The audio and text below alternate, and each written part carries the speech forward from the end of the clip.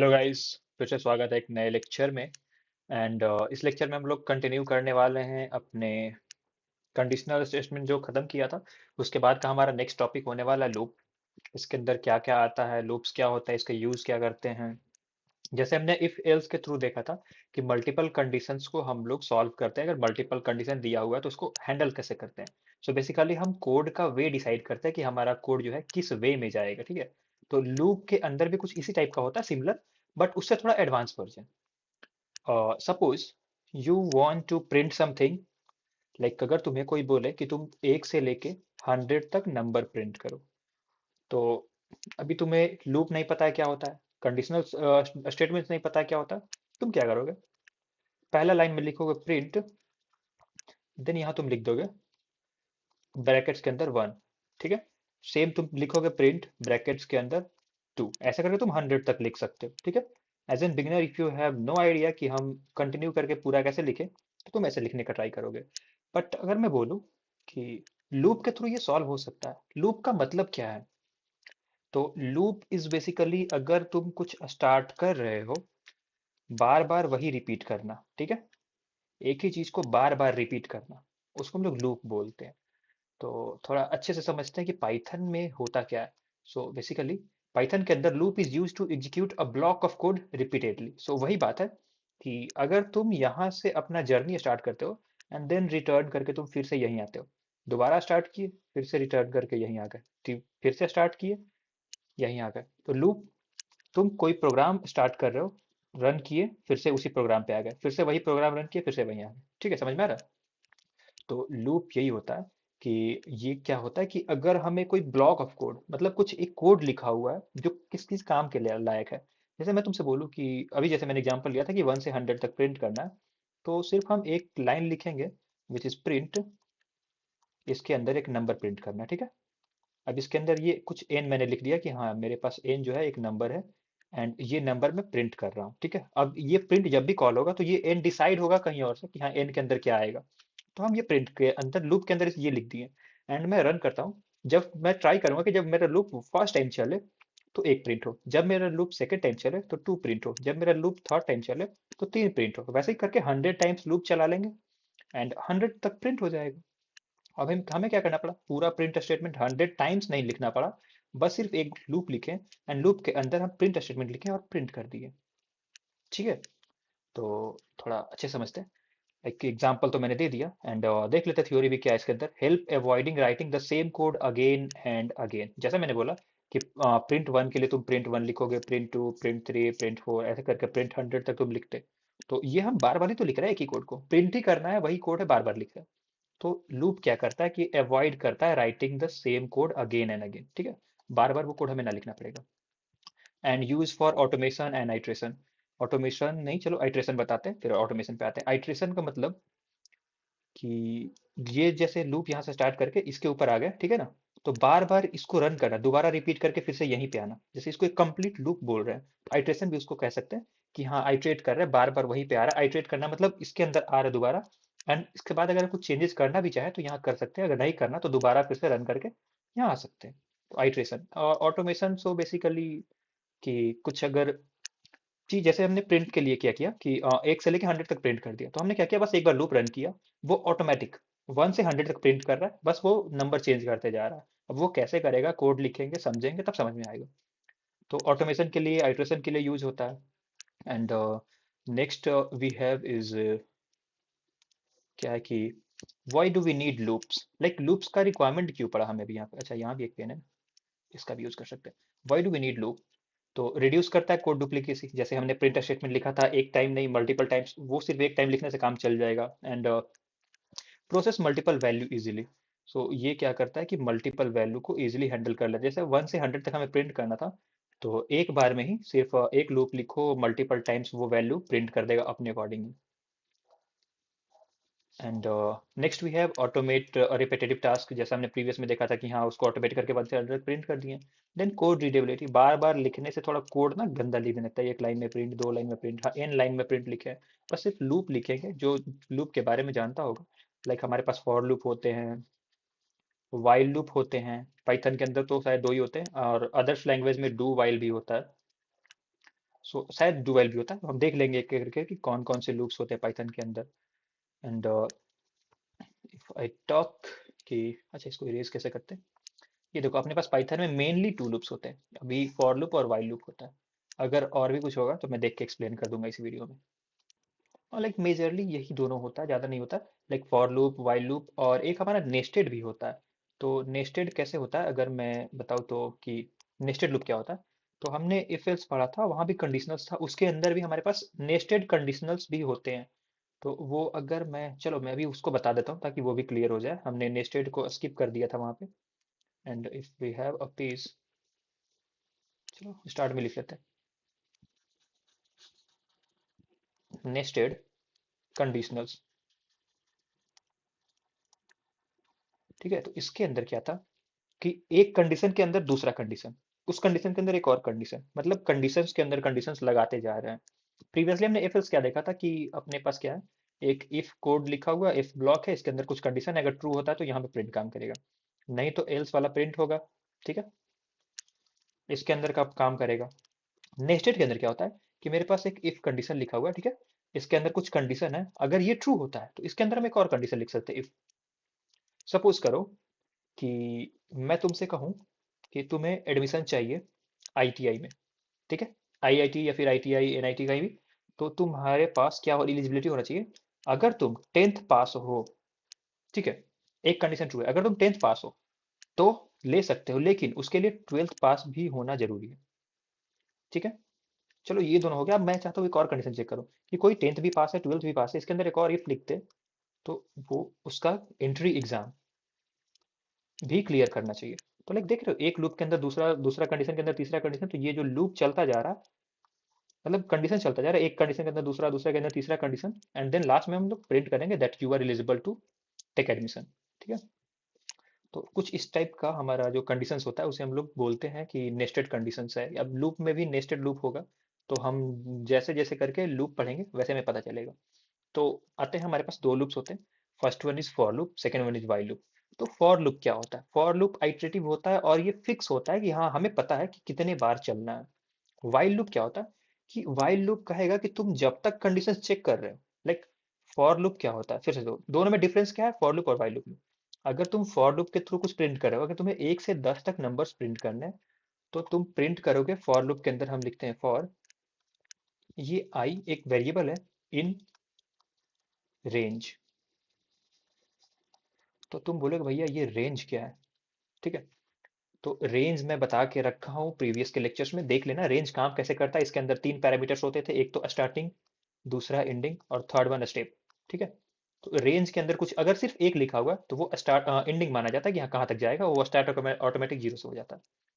तो ये तुम्हारा स्टार्ट होता था कि अगर इसके अंदर मैं 0 से 10 ना लिख के, अगर इसके अंदर रेंज के अंदर मैं लिखूँ 2 to 20, तो ये रेंज क्या लेगा, 2 से 20 तक प्रिंट करेगा। अब प्रिंट कैसे करेगा, ये रेंज, ये इन मेथड, ये क्या करेगा, इन जो है रेंज के अंदर जाएगा, इसके अंदर से एक वैल्यू उठा के इस वेरिएबल को असाइन कर देगा। मैं सिर्फ आई लिखा हूँ अभी, अभी यहाँ पे ये एक वेरिएबल है, वेरिएबल के अंदर कुछ नहीं है, जैसे बट इन रेंज लिख रहा हूँ मैं, तो इसके अंदर जो वैल्यू है, हम 3 टाइप का पैरामीटर पास कर सकते हैं यहाँ पे रेंज के अंदर। तो प्रीवियस वीडियो में जाओ देख लो, वहाँ पे ऑलरेडी मैं एक्सप्लेन करके रखा हूँ, बट जिन्होंने लेक्चर फॉलो किया है, प्लेलिस्ट पूरा फॉलो किया, उन्हें आइडिया होगा रेंज क्या होता है। तो पाइथन के अंदर फॉर लूप लिखने का ये तरीका होता है कि फॉर लूप लिखे, देन वेरिएबल नेम, देन उसके बाद ये इन मेथड। ठीक है, एंड ये रेंज फंक्शन का यूज करते हैं ताकि हम उसके अंदर से यूज कर सकें। तो कुछ ऐसे लिखते हैं, अगर मुझे प्रिंट करना हो 1 से 10 तक, यहाँ पे मैं मैनुअली 10 लिखा हूँ, एंड अगर मैं यहाँ प्रिंट लिखूँ, प्रिंट स्टेटमेंट, प्रिंट क्या करूंगा आई, क्योंकि आई के अंदर मैं स्टोर कर रहा हूँ वेरिएबल। तो ये काम कैसे करेगा देखो, अभी ये फॉर लूप स्टार्ट हुआ, कलर चेंज कर सकते हैं क्या, आई थिंक कर सकते हैं, चलो लेजर पॉइंट ले लेते हैं। ये देखो यहाँ से फॉर लूप स्टार्ट हुआ, अब ये क्या कर रहा है कि आई का अंदर का वैल्यू अभी कुछ नहीं है, फॉर लूप गया, स्टार्ट हुआ, एक वेरिएबल बनाया आई, देन इसके बाद इन मेथड देखेगा कि आगे क्या है, आगे एक रेंज है जो 10 है। अब रेंज क्या करता है कि रेंज के अंदर तुम कुछ भी पास करोगे तो स्टार्टिंग से एंडिंग तक वैल्यू स्टोर करता है वो। तो हमने रेंज के अंदर 10 पास किया, अब ये 10 क्या करेगा, 0 से लेकर 10 तक वैल्यू स्टोर करेगा। तो ये प्रिंट करेगा आई का वैल्यू, आई के अंदर सबसे पहले कोई एक वैल्यू लेगा स्टार्टिंग वाला 1, देन इंप्रूव करेगा 10, 2 3 4 5 6 7 8 9 10, एंड देन प्रिंट करेगा 1 by 1। ठीक है, ये यहाँ पे फिक्स था कि हमें 10 तक प्रिंट करना है। अब वाइल लूप क्या होता है? वाइल लूप हमारे पास होता है कंडीशंस के बेसिस पे, जब तक उसको कंडीशंस ट्रू मिलेगा तब तक।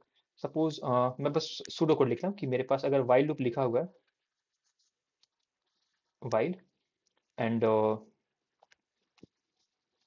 ये नंबर सपोज करो मेरे पास किसी वेरिएबल के अंदर एन के अंदर, while n less than equals to 10, greater than equal to 10 करते हैं। ग्रेटर देन 10 करेंगे तो क्या होगा हमारे पास? 10 से इंक्रीज कर जाएगा, बट हमें क्या चाहिए? 1 से 10 तक चाहिए। तो हम कहाँ तक देखेंगे? जब तक वैल्यू 10 ना हो जाए। वाइल, इसको कट करो, like while n less than 10, ठीक है। जब तक वाइल का वैल्यू, वाइल के अंदर जो एन का वैल्यू है, ये जो कंडीशन है, लेस देन इक्वल टू 10 ना हो, ठीक है, जब तक ये है तब तक इसके अंदर का लाइन चलेगा। जैसे ही ये फॉल्स हो जाएगा, ठीक है, जैसे ये फॉल्स, अब फॉल्स कब होगा? अब एन का वैल्यू हम असाइन करेंगे स्टार्टिंग में, हमें कहाँ से चाहिए? तो हम एन के अंदर कुछ लिख लेंगे 1, ठीक है। अब ये चेक करेगा 1 लेस देन 10 है, हाँ ट्रू, तो इसके अंदर कुछ प्रिंट करेगा। अब क्या प्रिंट करना है वो हमें डिसाइड करना है, हमें तो नंबर चाहिए ना 1 से 10। तो अभी एन के अंदर 1 है तो वही प्रिंट कर देंगे, ये प्रिंट किया यहाँ पे 1 एन करके। अब एन को इंक्रीज करके 2 करना है तो हम एन को बढ़ा सकते हैं। तो हमने इंक्रीमेंट देखा था कैसे करते हैं, कि कोई भी वेरिएबल के अंदर वैल्यू स्टोर है, अगर उसको एक इंक्रीज करना है तो डबल प्लस लिख के इंक्रीज कर सकते हैं। या फिर एक और था कि वेरिएबल प्लस इक्वल्स टू 1 कर दें, 1 ऐड करना है तो, बट बेटर अप्रोच ये होता है कि प्लस प्लस कर दो, वो एक इंक्रीज हो जाएगा। तो यहाँ पे हम क्या कर सकते हैं? एन प्लस प्लस कर सकते हैं। अब ये क्या करेगा? एन को 1 से 2 कर देगा। देन फिर से वाइल लूप चलेगा, चेक करेगा 2 लेस देन 10 है, 2 है, 2 प्रिंट करेगा। फिर इसको 3 करेगा, चेक करेगा, फिर 3 प्रिंट करेगा, 4 करेगा, वैसे ही 10 तक जाएगा। 10 लेस देन इक्वल टू 10 है तो 10 है, प्रिंट करेगा। जैसे ही ये इंक्रीज करके 11 होगा, यहाँ पे एन लेस देन 11 है, लेस देन 10 है, तो नहीं, 11 तो 10 से छोटा नहीं है। अब ये लूप चलेगा ही नहीं, क्योंकि हमें 1 से 10 तक प्रिंट करना था, मिल गया हमें। तो कुछ इस प्रकार से लूप्स होते हैं पाइथन में, एंड उसको हम लोग यूज ऐसे करते हैं। तो हम लोग इसके ऊपर प्रैक्टिस भी करेंगे, बट थोड़ा देख लेते हैं और भी क्या क्या थ्योरेटिकल में है अपने पास। लाइक फॉर लूप का कॉन्सेप्ट क्या है? तो ये आइट्रेट करता है ओवर अ सीक्वेंस। जैसे यहाँ पे हमने देखा कि ये क्या आइट्रेट कर रहा था, कि ओवर अ सीक्वेंस, मतलब कुछ डिसाइडेड है कि ऑलरेडी ये सीक्वेंस है 1 से 10 तक। तो ये इसी सीक्वेंस के बीच में आइट्रेट करता है 1 से लेकर 10 तक। अब हमें क्या प्रिंट करना है वो हम डिसाइड करेंगे लूप के अंदर जाके। And commonly use with range, mostly range के साथ ही होता है। अगर तुम्हें प्रिंट करना हो कुछ सेट ऑफ, देन हम रेंज डालेंगे। या फिर हमारे पास डेटा टाइप्स भी होते हैं। तो मैं पहले ये बेसिक्स सारा कवर कर लूँ, उसके बाद हम लोग डेटा टाइप्स पे जंप करेंगे। बेसिकली हमने डेटा टाइप्स देखा था कि पाइथन में हमारे पास डेटा टाइप्स में क्या थे? इंटीजर थे, फ्लोट थे, स्ट्रिंग थे, बुलियन थे। बट एक डेटा स्ट्रक्चर भी होता है इसमें, ठीक है ना। वो देखेंगे, जैसे लिस्ट होते हैं अपने पास, टपल्स होते हैं, ठीक है, एंड और भी होते हैं, सेट्स होते हैं, डिक्शनरी होते हैं। तो ये सब हम लोग देखेंगे। कंडीशनल्स एंड लूप्स वगैरह खत्म कर ले उसके बाद नेक्स्ट लेक्चर में। तो ये कॉमनली यूज होता है रेंज के अकॉर्डिंग। एंड फॉर लूप का सिंटेक्स क्या होता है? उप्स, नेक्स्ट लेक्चर में क्या, अच्छा, नेक्स्ट स्लाइड में था। Like print I in range, जैसा मैंने समझाया कि प्रिंट करना है हमें कि ये आई का वेरिएबल बनाया, देन इन मेथड का यूज करते हुए रेंज से 5। अब ये क्या करेगा? 0 to 4 प्रिंट करेगा। क्यों? क्योंकि रेंज हमेशा स्टोर करता है 0 से n तक। अगर तुम रेंज के अंदर n पास कर रहे हो तो ये n तक वैल्यू स्टोर करेगा, ठीक है। एंड देन ये प्रिंट स्टेटमेंट लिखा है, ठीक है। आई होप समझ में आ रहा होगा। एंड एग्जाम्पल करेंगे तो और भी समझ में आएगा। नेक्स्ट है हमारे पास रेंज फंक्शन। अच्छा, यहाँ पे एक्सप्लेन करने के लिए भी लिखा हुआ है कि रेंज फंक्शन क्या होता है। बहुत बढ़िया कि ये एडिट। चलो, लाइक देखो, हम जैसा मैंने बताया कि रेंज फंक्शन के अंदर अपने पास 3 पैरामीटर होता है, स्टार्ट, स्टॉप एंड स्टेप। तो चलो, यहाँ लिखा है तो मैं एक्सप्लेन ही कर देता हूँ। अगर सपोज प्रीवियस एग्जांपल में हमने लिया था कि रेंज 5 है अपने पास, ठीक है, रेंज के अंदर 5 लिखा हुआ है, तो अपने पास तो यहाँ पे सिर्फ एक पैरामीटर है। अगर रेंज के अंदर एक सिंगल पैरामीटर है तो वो ऑटोमेटिक 0 से लेके n, जो कि पैरामीटर है, n तक जाएगा। अगर अपने पास 2 पैरामीटर है, जैसे यहाँ पे स्टार्ट एंड स्टॉप लिखा हुआ है, तो अगर सेकंड क्वेश्चन में मेरे पास 2 पैरामीटर है, तो उसके अंदर हमें लिखना पड़ेगा कि लाइक 1 से लेके n तक जाना चाह रहे हैं, तो ये 1 से n तक जाएगा, नहीं तो बाय डिफॉल्ट वो 0 से जाएगा, ठीक है। एंड स्टेप्स, स्टेप्स क्या होता है? मोस्ट इंपॉर्टेंट है जब भी कभी भी हमें प्रिंट करना हो, कि हमें नंबर प्रिंट करना है 2 4 6 8, लाइक 1 1 स्किप करके। तो यहाँ पे हम स्टेप्स देते हैं कि 2 के बाद 3 जो है स्टेप करके प्रिंट कर दो। तो ये स्टेप होता है कितना स्टेप चलना है। अगर 2 लिखे तो ये 1 स्टेप सेकेंड स्टेप पे आ गया, ठीक है। 2 के बाद सीधा 4 किया, तो स्टेप्स अगर 2 लिखते हैं तो एक स्किप करता है, देन सेकंड प्रिंट करता है, सॉरी। देन 4 के बाद फिर 5 स्किप करेगा एक step, then next step which is second 6 पे प्रिंट करेगा। तो स्टेप डिफाइन करता है कि उसको कितना आगे बढ़ना है, और कौन सा नंबर प्रिंट करना है। ठीक है।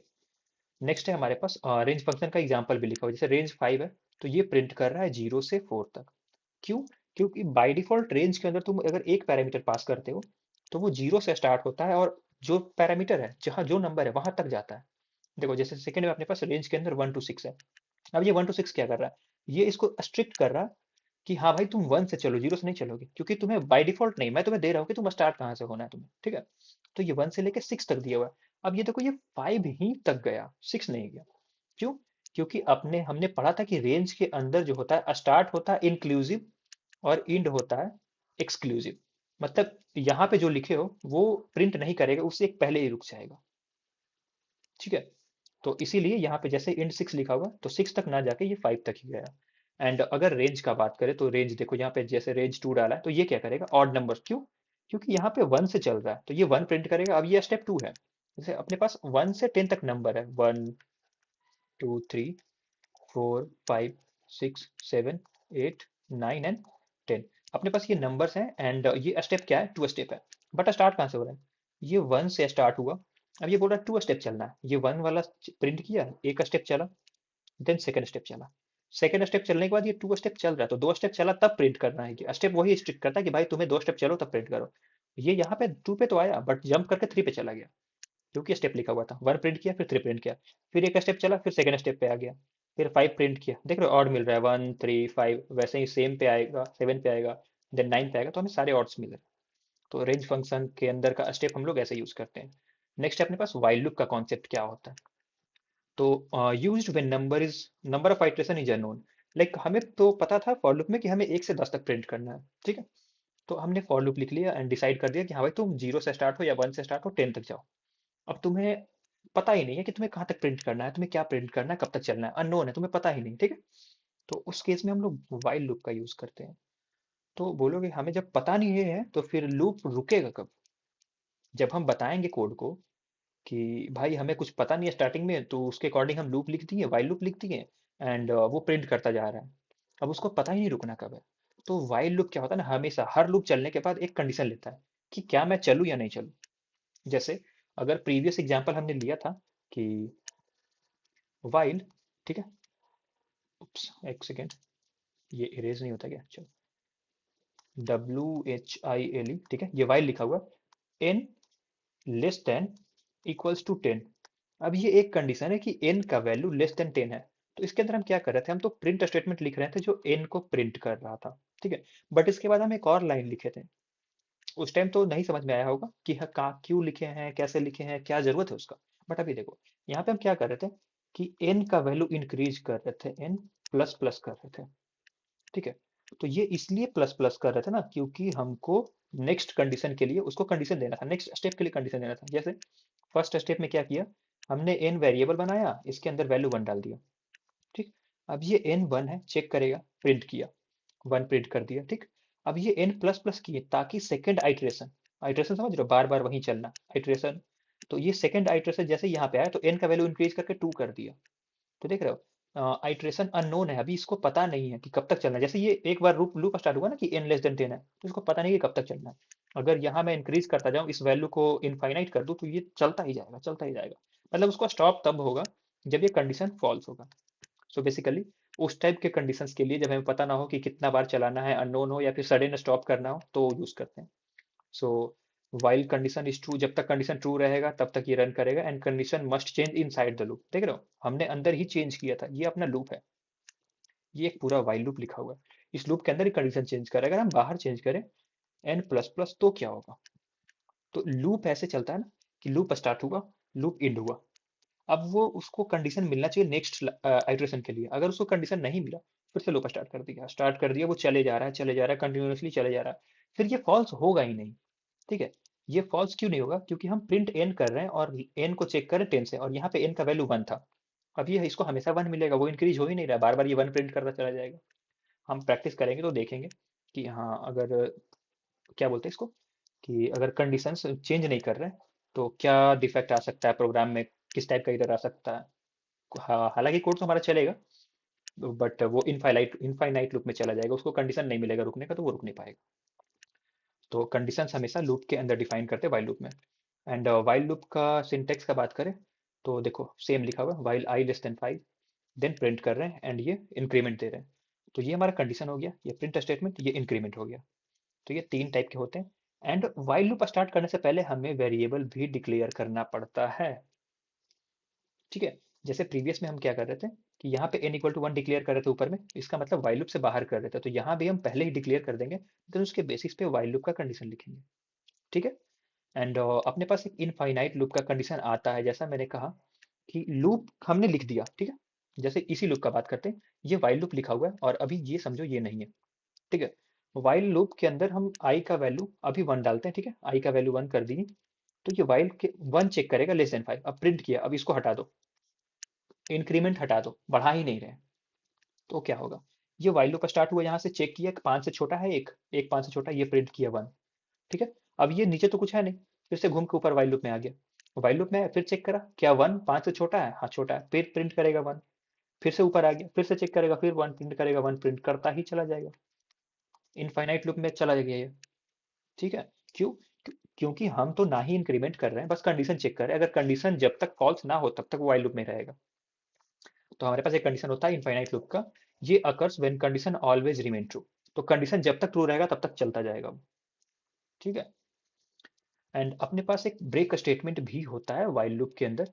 अब ये ब्रेक स्टेटमेंट क्या होता है, सपोज तुमने कुछ कोड लिखा एंड सडनली तुम कुछ कोड लिखे हो कि हमें 1 से 10 तक प्रिंट करना है, एंड तुम स्टेप्स लिखे हो कि हम 1 से 10 तक प्रिंट करेंगे बट एक एक स्टेप जब करके, एंड तुम बीच में चाहते हो कि मेरे पास जैसे ही 7 नंबर प्रिंट हो जाए मैं ब्रेक कर दूं, ठीक है। तो तुम लिख दोगे जैसे ही 1 से 7 तक प्रिंट होगा, तो हम लिखते हैं कोड, वो कैसे लिखेंगे वो देखेंगे अपना, कि जैसे ही हमें 7 मिल जाए तो हम वहां पे ब्रेक लगा देंगे। वो क्या होगा, 7 के बाद आके जाएगा ही नहीं, 9 प्रिंट ही नहीं करेगा। तो ब्रेक स्टेटमेंट कुछ ये होता है कि use to stop the loop immediately, suddenly अगर लूप हमें एन 1 से एन तक प्रिंट करना है और कुछ सर्टेन नंबर हमें चाहिए था जो मिल गया, तो हम करना बंद कर देंगे, रोक देंगे उसको। एंड अपने पास एक कंटिन्यूअस स्टेटमेंट भी होता है, ये क्या करता है, करंट आइटरेशन को स्किप करता है। Suppose I told you to print odd number which is 1 3 5 7 9, ठीक है, 1 से 10 के बीच में ऑड नंबर प्रिंट करना है, और मैं चाहता हूँ कि यहाँ पे 5 प्रिंट ना हो, तो अपने अंदर एक लूप के अंदर अपन लोग एक कोड लिखेंगे कि जैसे ही हमें 5 मिलेगा वहां तुम कंटिन्यू कर देना। तो ये क्या करेगा, 5 को स्किप करके 3 से डायरेक्ट 7 प्रिंट करेगा, ठीक है। तो अपने पास दो मेजर इंपॉर्टेंट टॉपिक्स मिले लूप्स के अंदर क्या क्या होता है, लाइक एक तो ब्रेक स्टेटमेंट होता है and second one is continue statement. Break statement sudden stop के लिए, कोई सर्टेन पॉइंट मिल गया तो स्टॉप करेंगे, कंटिन्यू किसी सर्टेन पॉइंट को स्किप करने के लिए, समझ में आ रहा है ना। ब्रेक अगर सर्टेन पॉइंट पे आप पहुंच चुके हैं तो उसको रोकने के लिए, कंटिन्यू अगर सर्टेन पॉइंट पे पहुंच चुके हैं तो उसको स्किप करने के लिए, ठीक है। एंड एक पास स्टेटमेंट भी होता है, acts as a place holder, ये तुम्हारा प्लेस होल्डर की तरफ से यूज होता है, जो इसका मतलब like use no action is required. So suppose करो लाइक इसका एग्जांपल मैं कैसे दूं, अगर कोई लूप चला रहे हैं एंड वहां पे अपने पास कुछ प्लेस होल्डर की तरह यूज करना है, कुछ प्रिंट करना है, देन यहाँ पे सपोज करो एग्जैक्ट नंबर नहीं है तो उसका प्लेस होल्डर देना है, तो उसको कैसे करेंगे, उस चीज के लिए इसको यूज करते हैं। तो लाइक मेजरली इसका यूज करते हैं कि अपने हम लोग कुछ यहाँ पे एक लूप लिख दिए, ठीक है, वाइल लूप, एंड हम चाहते हैं कि अपने पास कोई वेरिएबल या फिर कोई ऐसा असाइनमेंट ऑलरेडी नहीं है, एंड राइट नाउ हम चाहते हैं कि लूप तो लिख दिए बट ये लूप चले और उसके अंदर फंसे ना, तो हम एक पास ऐसे लिख देंगे, तो ये क्या करेगा, इस लूप के अंदर जाएगा और इसको स्किप कर देगा, नेक्स्ट लूप पे आ जाएगा। तो ये पास एक तरह का स्टेटमेंट होता है, एंड मेजरली इसको यूज हम लोग प्रॉब्लम्स के रूप में नहीं करते हैं, बट जब भी हम लोग क्लासेस वगैरह बनाएंगे तो उसके अंदर कुछ वेरिएबल्स एंड कुछ मेथड्स बनाएंगे, तो उस मेथड्स के अंदर कोई कोई मेथड्स होते हैं जो कुछ रिटर्न ना करे, तो उसके अंदर जाके बस पास करना हो कुछ वेरिएबल इनिशियलाइज करके, तो हम पास का यूज करते हैं, ठीक है। सो नेक्स्ट मूव करते हैं, नेक्स्ट हमारे पास नेस्टेड लूप। जैसे मैंने नेस्टेड कंडीशनल्स बताया, तो लूप्स भी ऐसे ही होते हैं कि हम लोग अगर वाइल लूप लिख रहे हैं तो इसके अंदर एक और वाइल लूप लिख सकते हैं, अगर फॉर लूप लिख रहा है तो इसके अंदर एक और फॉर लूप लिख सकते हैं। ऐसा भी हो सकता है कि फॉर लूप के अंदर एक और वाइल लूप लिख ले, या फिर वाइल लूप के अंदर एक और फॉर लूप लिख ले, ठीक है। तो लूप्स के अंदर लूप्स को हम लोग नेस्टेड लूप्स बोलते हैं, ठीक। सो नेक्स्ट है अपने पास loop with else. Else returns when loop completely completes normally, like does not return if break is used। तो एल्स रन करता क्या, कि जब लूप कंप्लीटली नॉर्मल हो तब हम लोग चलाते हैं इसको। मतलब तुम लोग इसको ऐसे समझो कि हम लोग यहाँ पे एक लूप लिखे हैं, इधर तुम या तो लूप लूप के अंदर तुम फॉर लूप लिखो या फिर वाइल लूप लिखो, ठीक है। तुम फॉर ले लो या वाइल ले लो, ठीक है। अब ये लूप तुम्हारा नॉर्मली चल रहा है, 1 से 10 तक प्रिंट किया, ठीक है, नॉर्मली 1 से 10 तक प्रिंट कर दिया। इसके बाद तुम्हारा एल्स लिखा हुआ, तो ये क्या होगा, जब लूप कंप्लीट हो जाएगा तब एल्स चलेगा। नॉर्मली कंप्लीट होगा तो देखो यहाँ पे लिखा हुआ else run when loop complete normally. अगर सपोज करो तुम यही लूप सेम लिख रहे हो यहाँ पे, एंड इसके अंदर तुम 1 से 10 तक प्रिंट कर रहे हो, बट बीच में तुम्हें जैसे ही 7 मिलता है तुम इसको ब्रेक कर दे रहे हो, मतलब तुम सडन ब्रेक लगा रहे हो, एंड यहाँ पे एल्स लिखा हुआ है। तो इस केस में क्या होगा, इस लूप तो चलेगा, 7 तक प्रिंट हुआ, इसके बाद ये एल्स नहीं चलेगा, ठीक है ना। जैसे इफ एल्स में हमने देखा था कि ऊपर वाला इफ चलता है तो एल्स नहीं चलता है, यहाँ पे क्या होता है कि ऊपर वाला अगर नॉर्मली चल रहा है तो एल्स चलेगा, बट ऊपर वाले के अंदर कुछ इंटरप्शन आया, कुछ सडन चेंजेस आया, तुम रोक दिए, ब्रेक कर दिए, तो वो एल्स नहीं चलेगा, ठीक है। एंड नेक्स्ट लाइक ठीक है, इम्पोर्टेंस है कि लाइक स्टार्टिंग में तुम कुछ तो मिस्टेक कर सकते हो। इंडेंटेशन, अगर हम लूप लिख रहे हैं तो ये फर्स्ट कॉलम में लूप लिखना स्टार्ट किया यहाँ पे, तो जैसे ही लूप के नेक्स्ट लाइन में आएगा तो यहाँ पे कुछ इंडेंट होता है, तुम जैसे ही इंटर प्रेस करोगे ऑटोमेटिकली कुछ इंडेंट करके, सो बेसिकली 4 या 6 होता है स्पेसेस, ऑटोमेटिक शिफ्ट हो जाएगा। एंड हमेशा ध्यान रखना कि एक लूप इंड होता है, तो अगर उसके अंदर दूसरा लूप लिखना हो तो उसके सेम कॉलम में लिखोगे, अगर तुम यहाँ पे फिर से लूप लिख दिए तो ये लूप के अंदर लूप आ गया जो कि नेस्टेड लूप हो जाएगा। तो हमेशा इंडेंटेशन का ध्यान देते हैं। एंड अपडेट, जैसे ही अगर वाइल लूप लिखा हुआ है, तो वाइल लूप के अंदर हमने देखा कि अगर हम उसको आइटरेट नहीं कर रहे हैं, आई का वैल्यू फिक्स रख रहे हैं, तो क्या हो रहा है, आइटरेशन बढ़ नहीं रहा, वो इनफाइनाइट लूप में चला जा रहा है। तो ये सब छोटे छोटे मिस्टेक्स होते हैं, स्टार्टिंग में तुम लिखोगे तो तुम्हें पता नहीं चलेगा कि कभी कभी छूट जाता है कैसे, तो ध्यान देना इस चीज़ का कि ये छोटे छोटे मिस्टेक्स है जो करना नहीं है हमें। And then confusing break and continue, थोड़ा सा कंफ्यूजिंग होता है कि अगर हम लूप चला रहे हैं तो ब्रेक कब करेंगे, कंटिन्यू करेंगे, but by the next lecture तो मैं बहुत अच्छे से एग्जांपल के साथ समझा दूंगा कि हम लोग ब्रेक स्टेटमेंट कब यूज करते हैं, कंटिन्यू कब यूज करते हैं, वाइल लूप के क्या क्या ऑप्शंस हो सकते हैं, वाइल लूप के साथ एल्स कैसे करते हैं, फॉर लूप के साथ एल्स कैसे करते हैं, अपने पास क्या बोलते हैं, मल्टीपल लूप्स लिखा हुआ है, लूप्स के अंदर लूप्स लिखा हुआ है जिसको नेस्टेड लूप बोलते हैं, वो कैसे यूज करते हैं। तो ईच एंड एवरीथिंग मैं कवर करूंगा नेक्स्ट लेक्चर में। अभी के लिए आई होप सब कुछ क्लियर होगा। एक अगर शॉर्ट समरी लेके चले, तो हमने स्टार्ट किया था कि लूप क्या होता है पाइथन में। तो लूप बेसिकली कोई एक ब्लॉक ऑफ कोड होता है, उसको कंटिन्यूअसली चलाने के लिए यूज करते हैं, ठीक है, execute of block of code repeatedly. And next slide में हमने देखा था कि टाइप्स क्या होते हैं लूप्स के। तो मेनली हमारे पास टाइप्स होते हैं for loop and while loop, एक और होते हैं नेस्टेड लूप्स, जो लूप्स के अंदर लूप्स डिफाइन होते हैं। तो फॉर लूप का सिंटेक्स हमने देखा कि फॉर वेरिएबल इन रेंज, ठीक है, मोस्टली रेंज के साथ होता है, अगर अपने पास और भी कोई डेटा स्ट्रक्चर होता है तो वहां से भी डेटा लेके यूज कर सकते हैं।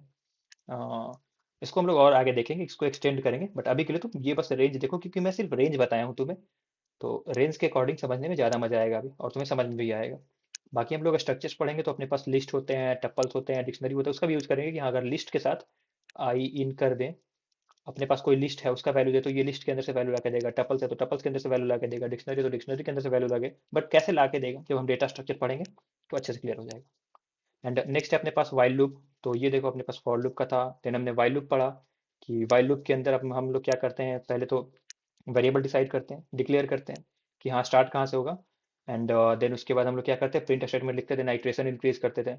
देन हमने देखा इनफाइनाइट लूप क्या होता है, लूप के अंदर अगर चला गया एंड वो बाहर नहीं आ रहा है, बार बार लूप चले जा रहा है, उसको हम लोग इनफाइनाइट लूप कहते हैं।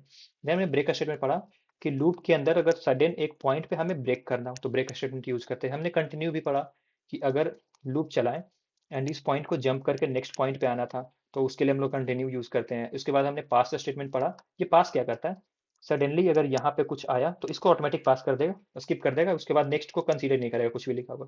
जैसे कंटिन्यू में क्या होता है, इसको स्किप करके नेक्स्ट पे आ रहा था, बट अगर हम पास लिख दे तो वो स्किप करके खत्म ही कर देगा, नेक्स्ट पे आएगा ही नहीं, पूरा का पूरा फ्लो खत्म करके दूसरे कोड पे आ जाएगा। वैसे ही नेस्टेड लूप हमने देखा, लूप के अंदर लूप होते हैं। एंड लूप विथ एल्स भी हमने देखा, लूप अगर कंप्लीटली नॉर्मली एग्जीक्यूट हो जाए पूरा पूरा तो एल्स चलता है, अगर लूप बीच में ब्रेक हो जाए तो एल्स नहीं चलता है। एंड मिस्टेक्स भी ध्यान देना कि इंडेंटेशन हमेशा सही रखो, गलत मत करो उसको। एंड हमेशा अपडेट करना, लूप चला रहे हो तो कहाँ जाके रुकना चाहिए वो चीज़ का ध्यान रखना कि हाँ वहाँ जाके एग्जैक्ट रुकना ही चाहिए वाइल लूप में।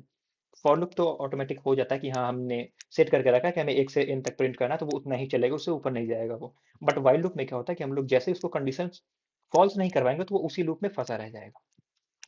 एंड ब्रेक एंड कंटिन्यू भी हमने क्लियर कर लिया, बाकी प्रैक्टिस के साथ हम लोग और कंटिन्यू करेंगे। तो मिलते हैं फिर नेक्स्ट लेक्चर में, तब तक के लिए बाय बाय।